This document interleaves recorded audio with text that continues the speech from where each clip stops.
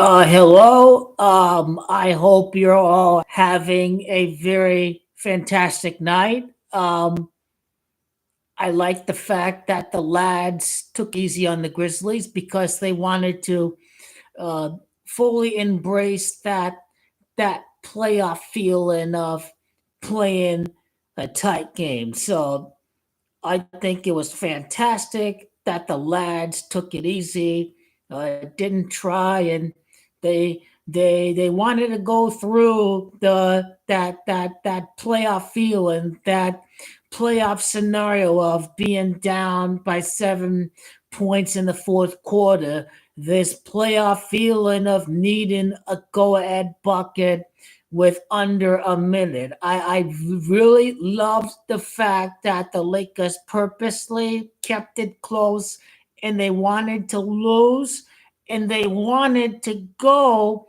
through that playoff feeling of winning a tight game with the crowd excited because the Grizzlies have nothing to play for. That crowd was excited. They wanted to spoil the Lakers. They went through the situation of a close game in the fourth quarter. So I am glad the Lakers kept it close to go through the playoff scenario.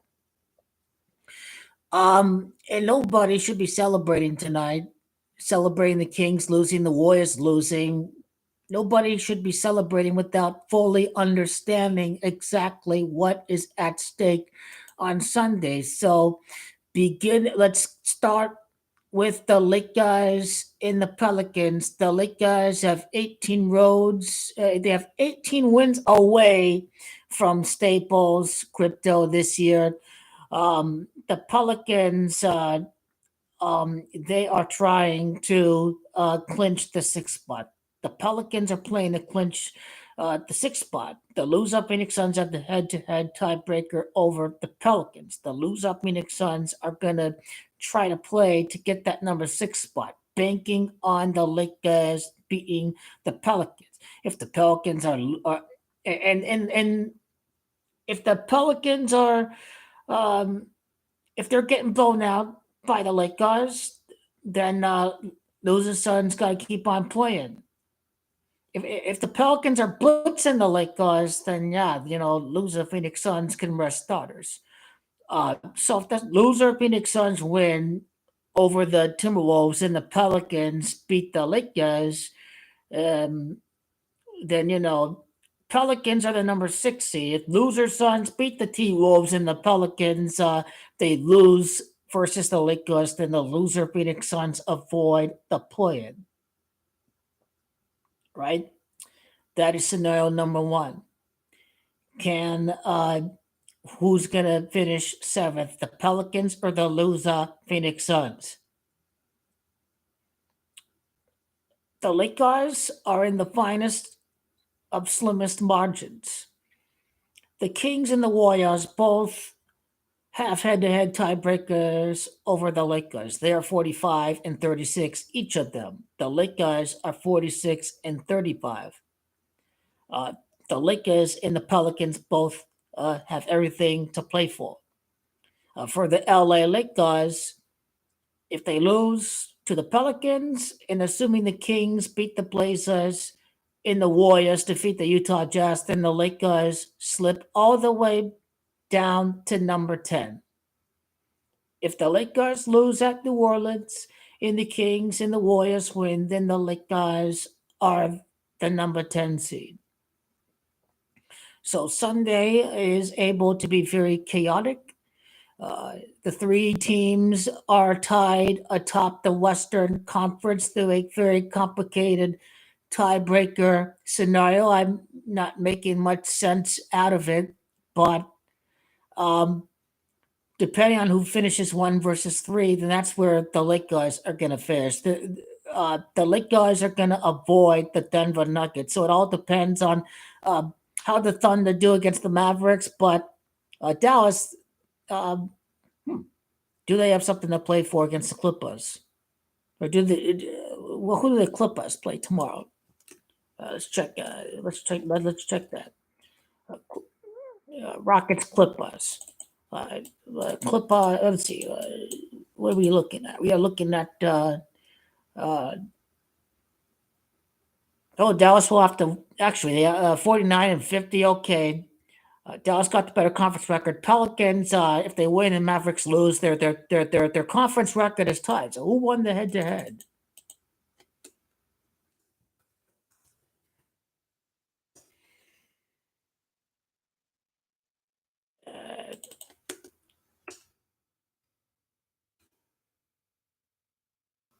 Two teams split. I wonder what the tiebreaker is for the Mavericks and the Pelicans. Damn, this is chaos. This is chaos. This is completely chaotic. Yeah, this is Mavericks will have to suit up and play then, I guess, after the Clippers lost. Maybe the Pelicans, I don't know what it is. The Pelicans have a greater point. Maybe it comes down to point differential. But Clipper, okay. The bookmakers already came out the odds for Clippers Mavericks, so probably it is over. Probably it is. Lakers opponent, Lakers will be at number 8. Again, I see the Lakers. They will have to go through Sacramento and the Warriors. And I believe this is the year of chaos and the Magical Man Style Championship. So I believe the Lakers are going to lose because they're literally games out from number 5 and they're games out from number 7 and number 6. So everybody's just all tightly knitted together, basically. And the Nuggets are going to avoid the Lakers.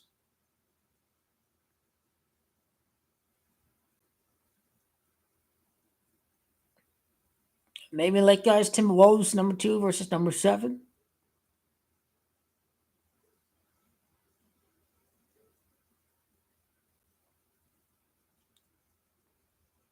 Or you get Timberwolves and lose Suns because Timberwolves have, I think, the 46 playoff wins all time. What the Lakers show in Phoenix are 46.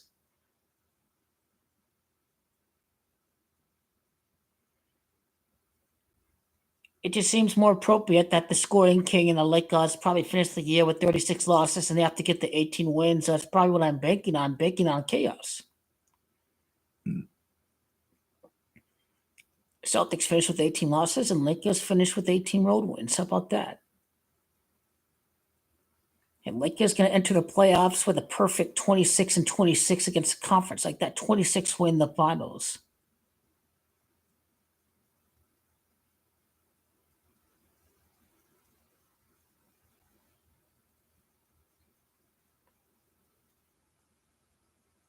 If the Lakers do beat the Pelicans, then they can win the play-in game to have 48 wins like the NBA Finals. But then they could be right at 46 and get 47 and 48 if they do lose tomorrow. So depending on how you read 48, if the Lakers win and then they only need one play-in win, or they stay at 46 and need 2 play-in wins, that's how you get 48. Either way.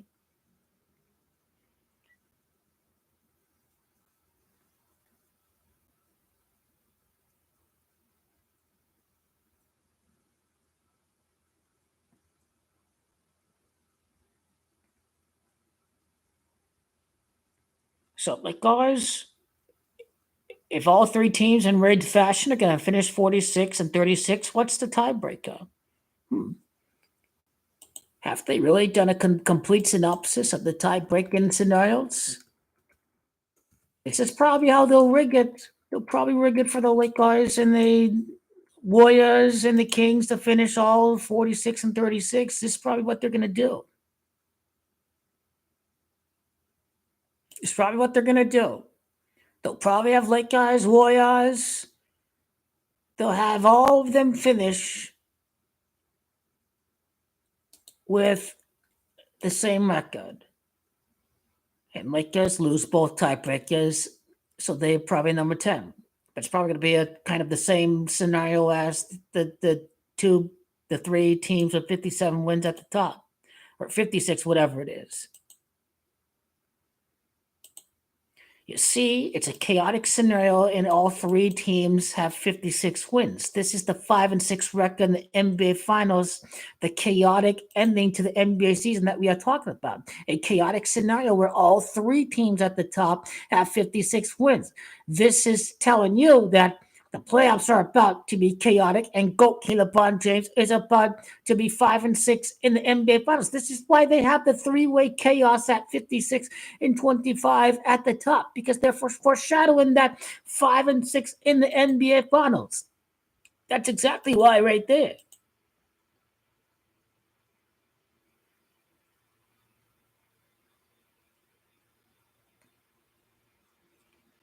So Lakers avoid the Warriors. They avoid the Nuggets. They probably avoid the Nuggets completely. You know what? He is the king, and he was the scoring king on the 38th day. So number 3 Nuggets, number 8 Lakers. For me, that makes sense. I probably go all three teams to win and lose.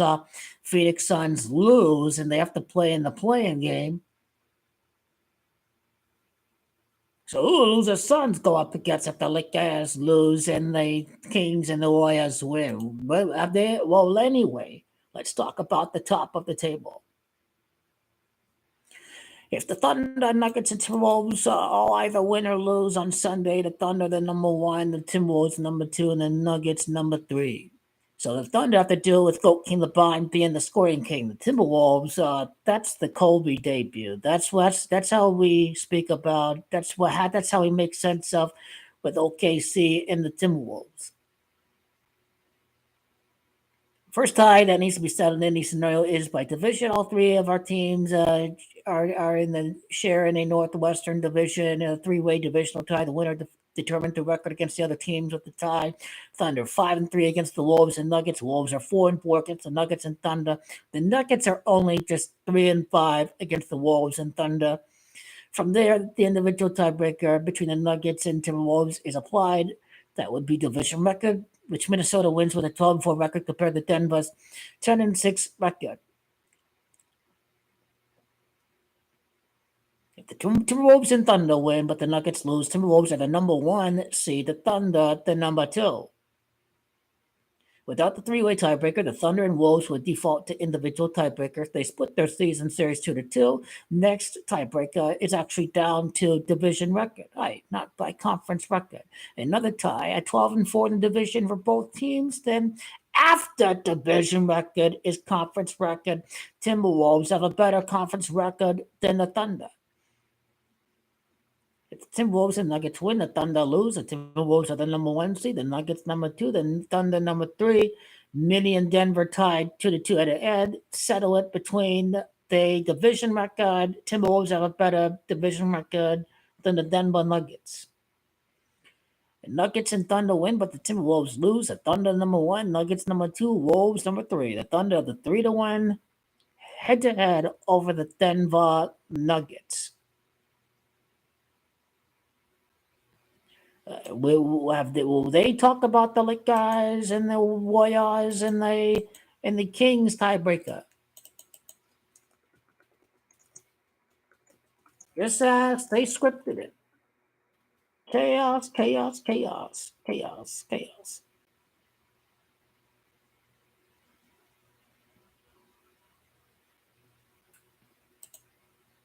So what happens when the Lakers and the Kings and they finish all tied? Okay, let's go. I probably explained it yesterday.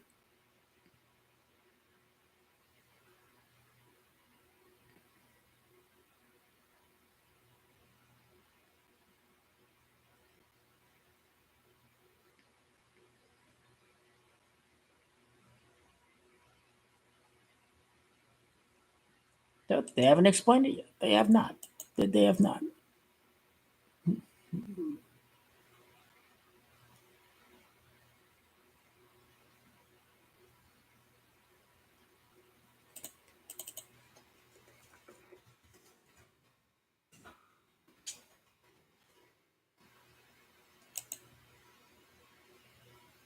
Let's follow the template from CBS.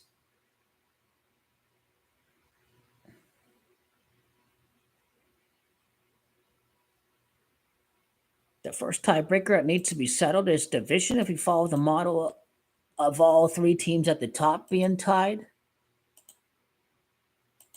uh, divisional record.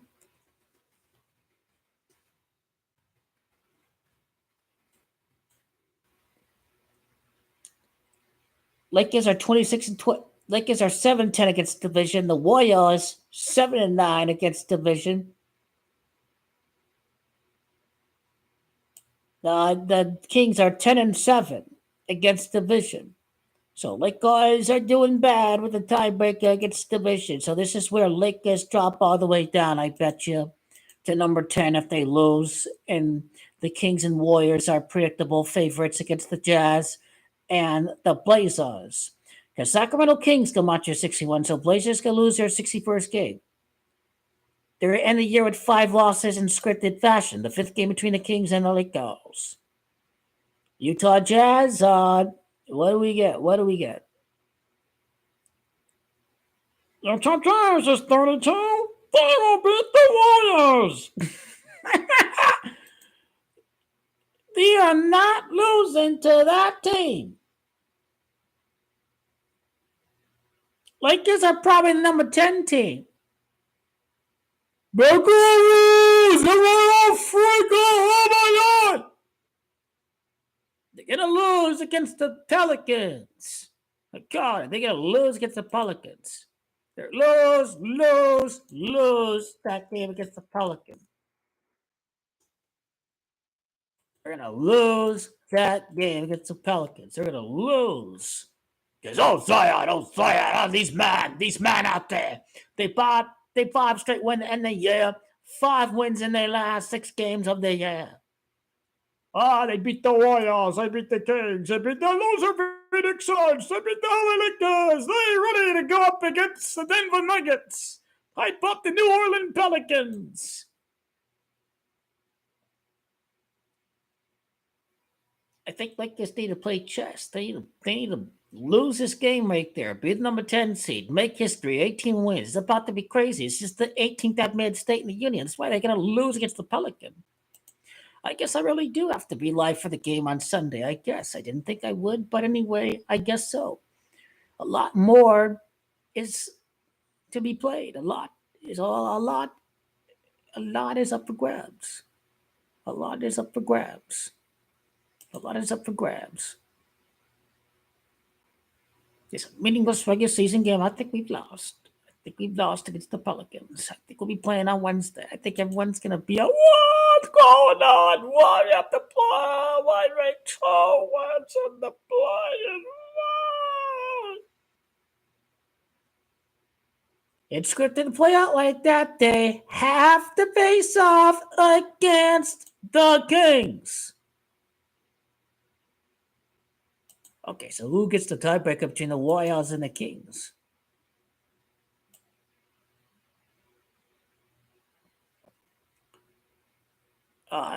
Kings have a better division tiebreaker. So Lakers beat the Warriors and the Kings collapse against the loser Phoenix Suns. And the Kings, the season's going to end with 2 losses. This team is still collapsing, don't forget. They will lose the 7-8 game, and they will lose against the Lakers. Without home court, they're losing against the Lakers. LeBron James and that little boy, Stephen Curry, and then he's going to end the season of the Sacramento Kings. The Sacramento Kings game is going to be easy. It's going to be easy. Easy, just like that. Easy, easy.